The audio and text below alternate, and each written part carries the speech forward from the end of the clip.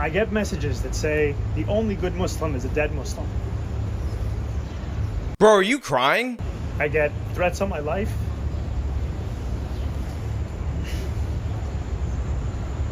On the people that I love. Is this guy legitimately crying? And I try not to talk about it.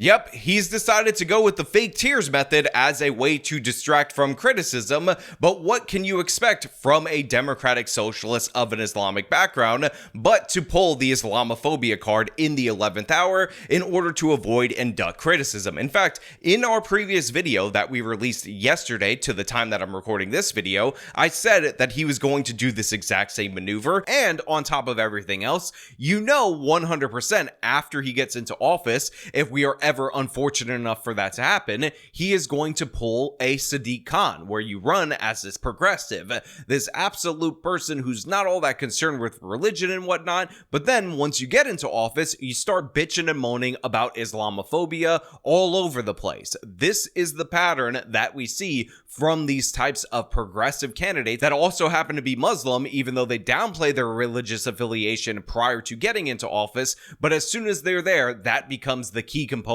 of their identity. Because this is exactly what Sadiq Khan did in London, where he runs as a progressive, he runs as a candidate for everyone, but as soon as he gets hit with some criticism, all of a sudden, the real issue is Islamophobia. The real problem is you're criticizing Muslims because Muslims never did anything wrong at any point in time in the history of this country or the world, and you're just being Islamophobic. You're just being an evil white racist, and that's supposedly the primary issue. And this is what we're going to talk about today. But before we do, I want to thank everybody who supports this channel via actualjusticewarrior.com/join. Give me the money.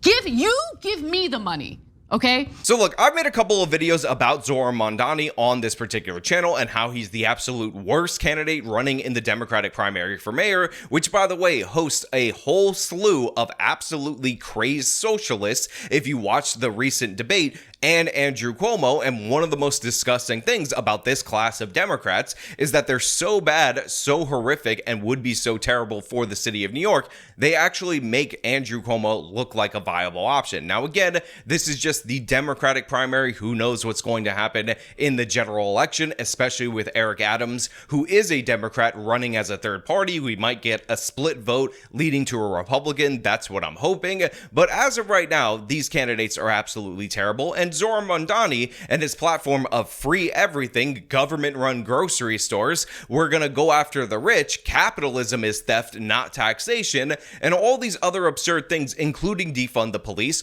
on its own are reasons why nobody should be voting for him. And by the way, he is in second place in the poll, so among all the crazy communists, he is the one that has the lead right now, but it doesn't look like he is going to lock this up, and definitely 100% that's a good thing, despite the fact that all the progressives are artificially trying to boost him and make him sing like he's the second coming, New York's Barack Obama in terms of campaign style, or the next AOC, which is just ridiculous. But one of the things that we didn't really address beyond a superficial level is the fact that this guy is not only a radical socialist, but he's also a radical Islamist. One of the reasons why he joined the New York DSA, the Democratic Socialists of America, according to his own words, is based on the Palestine issue. What brought me to DSA and to the explicitly socialist movement was that it didn't carve out an exception for Palestine, right? I know the question is more of like an affirmative one, but for me, it's so obvious and so clear, right? That if you're going to say that you stand for these things within the confines of this border, then why would you say that you don't stand for them elsewhere just because of where it's located in the world? Now look, this should not be surprising to anyone. Obviously, a lot of these types end up putting Islam first at the forefront of everything, which is one of the reasons why I was accurately able to predict that as soon as Mamdani ended up getting in trouble on anything, on any of his actions, rather than taking accountability for those actions, he was going to pivot to Islamophobia like he did in that press conference where he started crying. But the thing is, it goes a little bit bit further than that, because Zohran Mamdani will talk about how, oh, he was raised in New York City, but the reality is that his family, the wealthy elites that actually raised him, they don't really have any attachment to the United States of America at all. They move between country to country, they work in international business, and one of the reasons why you know that being an American is not too much of a concern for Mamdani and, by the way, his family, is that this man has only been an American citizen since 2018. He was supposedly brought to New York City as a baby, as a 5, 6, 3-year-old, I don't even remember, and all that time throughout his life, he never decided to become an American citizen because it was not important to him until, of course, he decided that he was going to run for office and try to be this radical Islamist in government. And by the way, his most recent controversy is around the fact that he has basically embraced the globalized intifada kind of rhetoric from his DSA Antifa thug counterparts that are out there rioting in the streets. And the fact is, this is definitely a problem because those of you who don't know your history, the intifadas were violent attacks from Muslims in the Palestinian territories, including suicide bombings against Israel. And the idea that you want to globalize that either means that you want them to start attacking Jews across the world, or you want them to start attacking Western countries across the world. And this is an obvious call to violence. Even if the dorks over at the DSA and these people at these rallies think intifada is just the Islamic word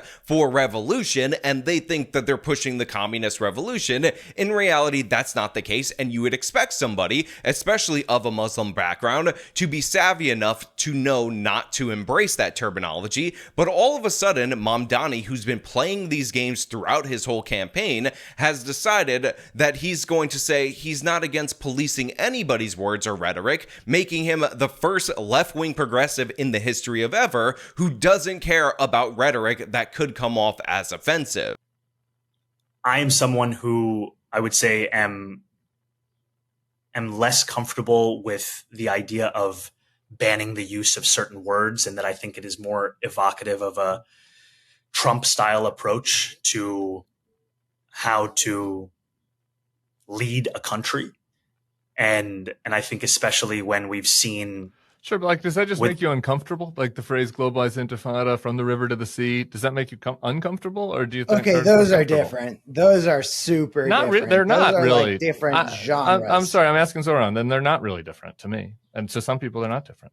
You know, I know people for whom those things mean very different things. And to me, ultimately, what I hear in so many is a desperate desire for equality and equal rights in standing up for Palestinian human rights. And I think what's difficult also is that the very word has been used by the Holocaust Museum when translating the Warsaw Ghetto Uprising into Arabic, because it's a word that means struggle. Now, to be 100% clear, the exact reason that Mamdani did that crying press conference is because of what he said right there, and the response from the Holocaust Museum saying that that was absolutely not true and ridiculous in terms of a comparison, which should be obvious, but I feel like I need to state that for you guys, because again, this is what got him into so much trouble. Sure. And as a Muslim man who grew up post 9/11, I'm all too familiar in the way in which Arabic words can be twisted, can be distorted, can be used to justify any kind of meaning. Yeah. And I think that's where it leaves me with a sense that what we need to do is focus on keeping Jewish New Yorkers safe. And the question of the permissibility of language is something that I haven't.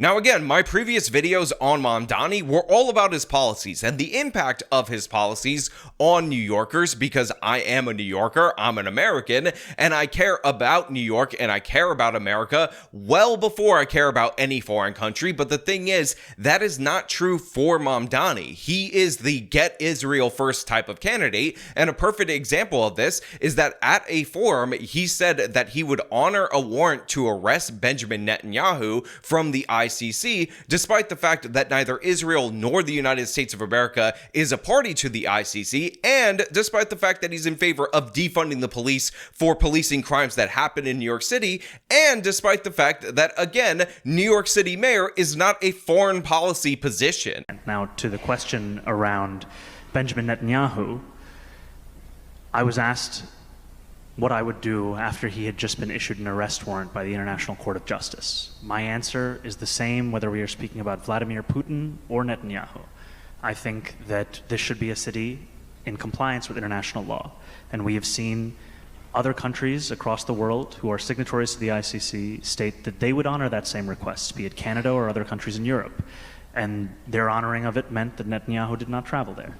So make no mistake about it, this guy's entire goal as mayor of New York City is to tear it down, try to build this Islamist socialist utopia, and of course he wants to abuse his political power in order to create international incidents whenever Israeli officials visit the United Nations, which is also headquartered in New York City. It's absurd. It's absolutely insane. And when you add all that stuff up, people end up being curious about why he's doing all these things, so they start pressing him on the issue of him embracing this infatada terminology. But rather than take accountability, he does a press conference where he cries about the threats that he receives, about how, oh my god, there's so much Islamophobia out there, a la Sadiq Khan, in order to duck and avoid criticism, and it's absolutely embarrassing. Opportunity that there's no room for anti-Semitism in this city, in this country.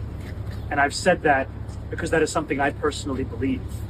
And ultimately, to your question of why not a more visceral reaction, part of it has been colored by the fact that when I speak, especially when I speak with emotion, I am then characterized by those same rivals as being a monster, as being at the gates, language that describes almost a barbarian looking to dismantle civilization.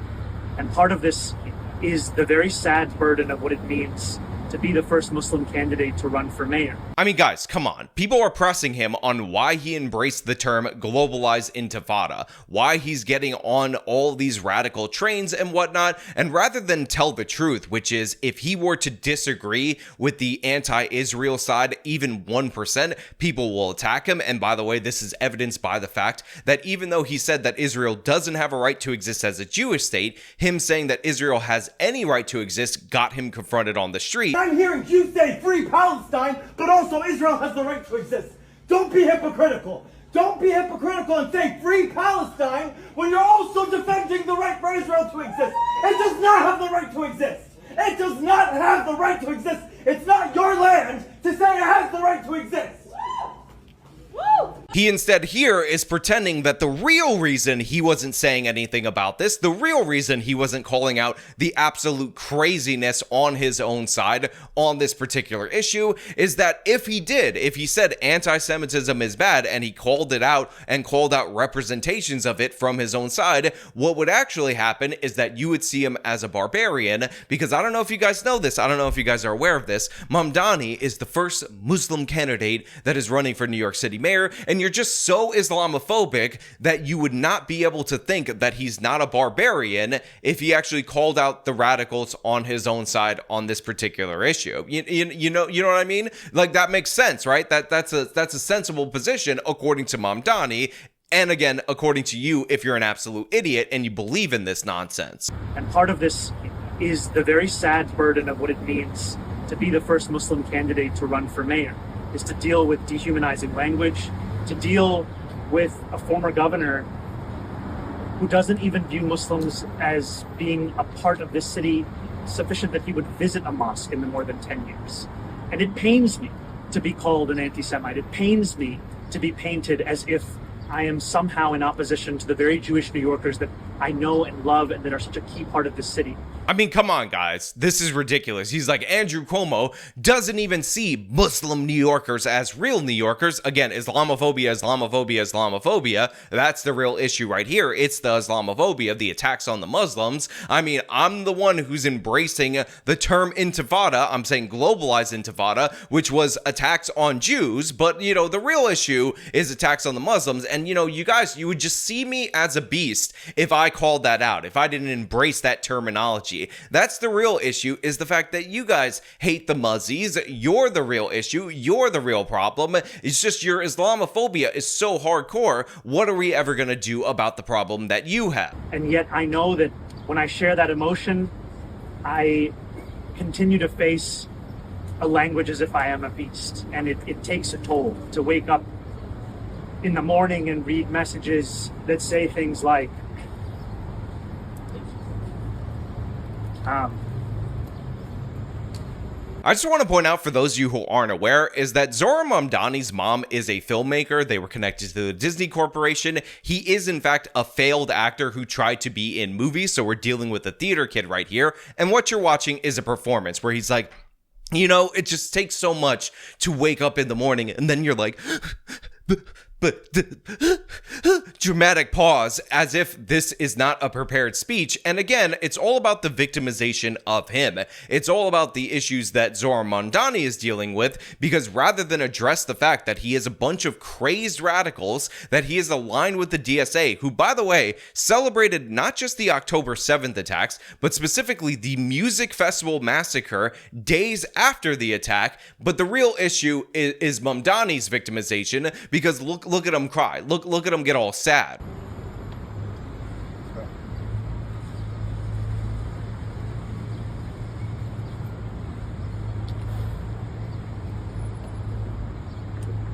I get messages that say the only good Muslim is a dead Muslim. I get threats on my life.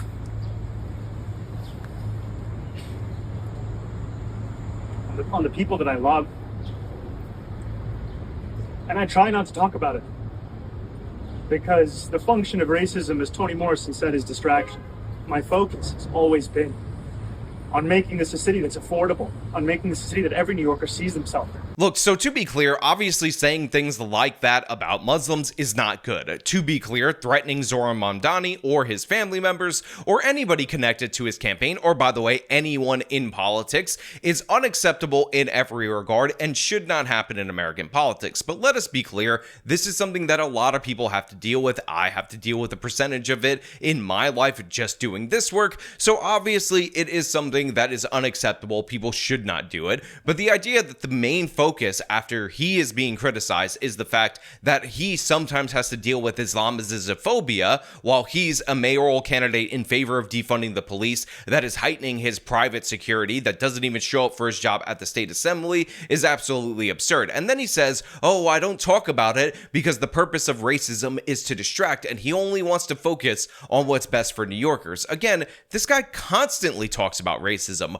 All the time he ends up addressing it because he's trying to make the case that New York is evil, white, and racist, terrible, and awful, and that he is going to save the blacks, save the minorities, save the Muslims. So this is not true. It's completely disingenuous. The reason he didn't bring it up before is because he knew he was going to weaponize it to make the claim that Islamophobia is the most important issue. Again, he is being criticized for embracing the term globalized intifada and comparing suicide bombing attacks to the Warsaw Ghetto Uprising, and the Holocaust Museum called them out for this. So his defense is to say, Islamophobia, Islamophobia, Islamophobia. I get threats. Hold on one second. I'm gonna cry right now. And honestly, this is evocative of Cenk's nephew fake crying in that conversation with Ethan Klein. And it takes a toll, because this is a city that every single person deserves to be in. It's a city that we all belong to. And the thing that's made me proudest in this campaign is that the strength of our movement is built on our ability to have built something across Jewish and Muslim New Yorkers, across New Yorkers of all faiths and all backgrounds and all boroughs. Seriously, shut up with your complaints, be a man, and take some damn accountability for once in your life. Actually embrace the terror organizations that you align with all the time on every single issue, rather than playing this game where you're signaling to your base that you are embracing them, but whenever you're confronted by the media, you're like, me? Oh my God, I would never do that. It's Islamophobia. You're an Islamophobic. Shut up with your Islamophobia, because, oh my God, my life is so sad. I'm so scared. Look at the threats that I'm getting. Again, ridiculous and absurd. Obviously, theater kid performance right here, and it's just embarrassing. And anti-Semitism is such a real issue in this city. And it has been hard to see it weaponized by candidates who do not seem to have any sincere interest in tackling, but rather in using it as a pretext to make political points. And that's what I've tried to share. Thank you so much. Look, if it takes a toll, if you can't handle it, if it's too much pressure, stop running for mayor. Just quit right now. Just walk away. I mean, you're going to be done, over with, finito in 5 days anyway when the election actually breaks out and you lose the primaries. But the idea that I'm supposed to feel bad for you, some rich, spoiled brat who, by the way, never really cared about being an American until 2018 when you decided to have your parents buy you a state assembly seat, and now all of a sudden I'm supposed to be worried and concerned about your mental health in running for office to destroy the city that I live in while demanding that I pay for it. It's ridiculous. It's absurd. Again, think about all the people who have to deal with your defund the police rhetoric and the impact that that had in 2020 when homicides were spiking in New York, the greatest year-over-year increase in the history of the city of New York, and you didn't give a damn. You ignored it. You were too busy talking about how defund the police is a queer issue. Defund the police is a transes issue. Again, Mamdani, grow up. You're not ready for prime time. You're absolutely done, and I'm glad to see it. And guess what? You are being called out for being an Islamist because you're pandering to those people trying to pretend that you're not. And again, I'm happy to see you go down in flames metaphorically because you definitely deserve it. But you know what? Those are just my thoughts related to this situation. I want to know what you guys think down in the comments below. If you like the video, show them by leaving a like, subscribe for more content, follow me on the social medias, support me via the support links in the description of this video. This has been me talking about Zohran Mamdani, crying victim. Till next time.